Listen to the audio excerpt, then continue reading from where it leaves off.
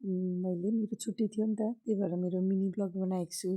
Please हजुरहरू सबैजनाले हेरिदिनुहोस्, like गरिदिनुहोस् अनि केही फिडब्याक पनि दिनुहोस् ल। अनि आज चाहिँ मेरो मर्निङ सुरु हुन्छ हामीहरूको सबै तिनैजनाको चिया, नानीको मिल्क, मेरो हस्बेन्डको हट हनी लेमन वाटरबाट। अनि म चाहिँ नुहाइधुवाइ गरेर माथि गएर नास्ता बनाएँ है। एकदम फास्ट गरिरहेको थिएँ। अनि नास्तामा चाहिँ मर्निङ सदाबार जस्तै हाम्रो पराठा अनि चिया, दुध जे खाए पनि त्यही पराठै हुन्छ। स्पेसली मर्निङको ब्रेकफास्ट मेरो प्रायः जहिले पनि नै। अनि त्यसपछि नास्ताहरू नानीलाई र हस्बेन्डलाई दिएँ। मैले चाहिँ लिइहालेको थिइनँ नास्ता, किनभने मेरो अलिअलि काम पनि थियो। अनि हस्बेन्डलाई आज बाहिर जानु थियो नि त, आफ्नो कामले गर्दाखेरि उहाँ चाहिँ धरान जान आँट्नु भएको थियो। अनि हस्बेन्डले आज बिहानै उठेर म किचनमा लाग्यो, उहाँले आफ्नो काम गर्नुभयो, के प्याकिङ अर्डर थियो गर्नुपर्ने थियो, प्याकिङहरू स्टिकरहरू लाउनुपर्ने गर्नुभयो। अनि हस्बेन्ड धरानतिर जानुभयो है। अनि म चाहिँ मेरो बारीतिर गएँ होइन। बारीमा अहिले पालुङ्गोको साग मजाले भएको छ कि मेरो कस्तो लोभलाग्दो। अनि मेरो नानीलाई चाहिँ सरी साग खासै मन पर्दैन क्या। अनि त्यसपछि म चाहिँ उसलाई कसरी खुवाउँछु भन्नुहुन्छ भने साग लिएर जान्छु अनि मसिनो पारा काटेर दालहरूमा हालिदिएर अथवा सब्जीमा अरू सब्जीमा मिक्स गरेर भए पनि खुवाउँछु। मेरो बारीमा चाहिँ हेर्नुहोस् न, मैले भर्खर फेरि अर्को सिजनको लागि टमाटर लगाएको थिएँ, धनियाँहरू हेरिहाल्नुभयो है।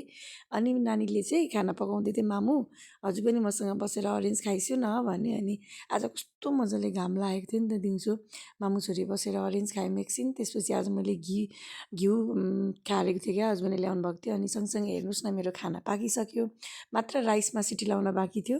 अनि मैले सबै घर कामहरू गरेँ, पोछाहरू लाउने अब मेड छैन। अनि मेरो नानीलाई अलिकति चिसोको प्रब्लम छ क्या, उसलाई नेबुलाइज दिनुपर्छ कहिलेकाहीँ। अनि आज नेबुलाइज दिएँ उसलाई।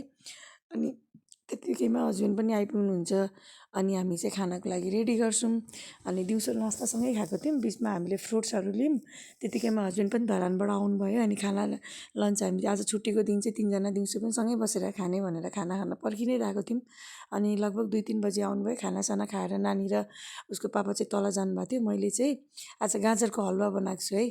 अनि हामी खाना खाइसकेपछि चाहिँ प्रायः घरमा हुँदा नानीले हामी सबै तिनैजनाले यसरी यसलाई के भन्नुहुन्छ हजुरहरू, कसैले छोकडा, कसैले खजुर है, यो अब जे हो यो खाने गरेको छ जाडो महिनामा। यो चाहिँ मेरो गाजरको हलुवा हो, अघि हेरिहाल्नुभयो हजुरहरूले। म चाहिँ पहिले चाहिँ कति मिहिनेत गर्थेँ क्या यो हलुवा बनाउँदा, कोरेर त्यसपछि घिउमा भुटेर, एकदमै धेरै हार्डवर्किङ थियो होइन। अहिले चाहिँ म मात्र कुकरमा सिटी लगाइदिन्छु अनि फेरि घिउमा फ्राई गरेर दुध हालेर बनाउँछु। त्यसपछि मलाई जानु थियो बजार, हस्बेन्डसँग काम थियो है। आज मौसम राम्रो भएको भएर म नानीलाई लिएर म पनि सँगसँगै बजार निक्लिन लागेँ। अनि म रेडी हुँदै थिएँ, तर यो भिडियो खिचेको चाहिँ मलाई थाहा थिएन हस्बेन्डले पछाडिबाट खिच्नु भएको रहेछ। अनि मेरो नानी चाहिँ बाहिर जान भनेपछि मक्क पर्छिन्, ऊ रेडी भएर मलाई पोज दिइरहेको थिइन्। अनि हामी चाहिँ तिनैजना बजारतिर गयौँ। अनि बजारमा गएर हेर्नु न, आज खै किन दिन अलिक उज्यालो भएको भएर किन एकदम भिड थियो क्या बजारहरू पनि। अनि हस्बेन्ड आफ्नो काममा जानुभयो, म र नानी चाहिँ हिँड्दै हिँड्दै मेरो एक ठाउँमा काम थियो त्यहाँसम्म गयौँ। त्यहाँबाट हामीलाई मामाको घर जानु थियो। अनि हामी मामाको घर गयौँ। साथी हेर्नुहोस् न, यो झिलिमिली लाइट बलेको छ नि, एक साइडको एरियामा चाहिँ पुरा झिलिमिली बत्ती है हाम्रो विराटनगरको यो एरियामा, एक साइड चाहिँ हेर्नुहोस् अँधेरो। अनि हामी मामाको घर पुग्यौँ। भाइले चाहिँ डगीलाई खाना दिँदै हुनुहुन्थ्यो। उहाँबाट फेरि हामी घर आयौँ। घर आएर फेरि मेरो नाइट रुटिन सुरु भयो। अनि म चाहिँ चेन्जहरू गरेर खानाको लागि रेडी गर्न थालेँ। हस्बेन्डले दुध बसाइदिनु भएको रहेछ। अनि त्यसपछिबाट हलुवा खाली गरेर राखेँ। अनि आज हामीले खानामा चाहिँ राति किनभने खाना दिउँसो खाएको थियो नि त, अनि राति चाहिँ हामीले पास्ता बनाएर खायौँ। नानीलाई पनि जुसी जुसी पास्ता मनपर्छ भनेको भएर एकदम क्रिमी जुसी चिज पास्ता बनाएको थिएँ। मलाई पनि एकदमै मनपर्छ कहिलेकाहीँ खानालाई। हामीले आज पास्ता खायौँ। नानीले चाहिँ गाजरको हलुवा पनि खायो अलिकति। अनि म यता किचनहरू सफा गर्न थालेँ है। अनि हामी बुढाबुढीसँगै मिलेर घरको किचनको सबै कामहरू गऱ्यौँ। हामी चाहिँ बेलुकाको भाँडाकुँडा भरसक राख्दैनौँ। अनि सबै क्लिन गऱ्यौँ ओऱ्यौँ। अनि यो भिडियो चाहिँ मेरो नानीले खिचिदिएको। त्यति गरेर मेरो नानी बेडमा आएर रेडी हुँदै थियो है। अनि नानीले चाहिँ राति सुत्दा जहिले पनि उसलाई पनि बानी लागेर होला, मैले सानोदेखि लगाइदिन्थेँ। अनि आफ्नो फेसमा क्रिमहरू लगाएर एकदम रेडी भएर सुत्छ। हस्बेन्ड सुतिसक्नु भएको थियो, उसले पापाले क्रिम लगाएकै छैन भनेर। अनि फेरि मैले लगायो नानीले नै।